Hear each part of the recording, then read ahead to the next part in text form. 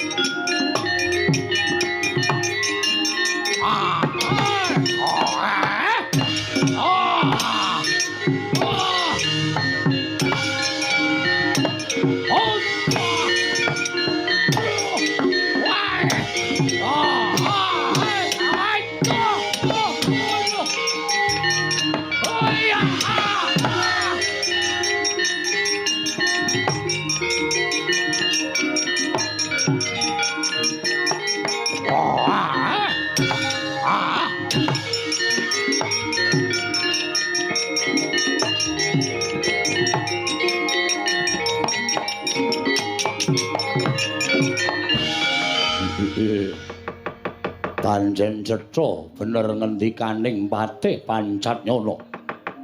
Yen wong Pringgondani nekani Tunggarana jebul saknyatane areng ngejeki bumi Tunggarana. Ketitik wis dadi pecah perang antaraning Traju Tresna lan Pringgondani.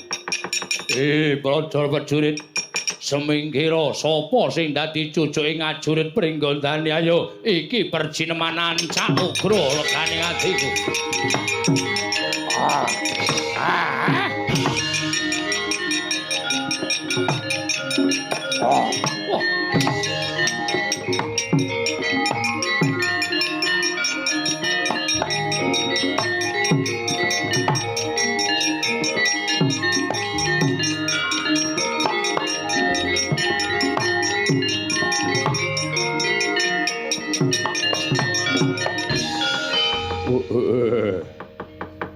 Wong Traju Tresna wong mulang sarak.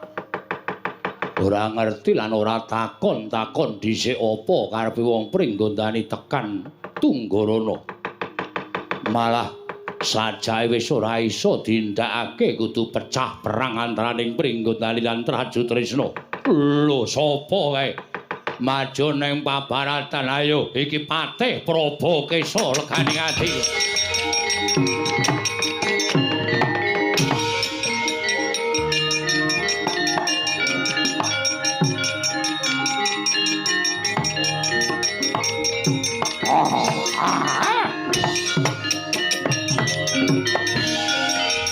Cak Ugra Patih Probakesa ora iso mulang karo anakmu.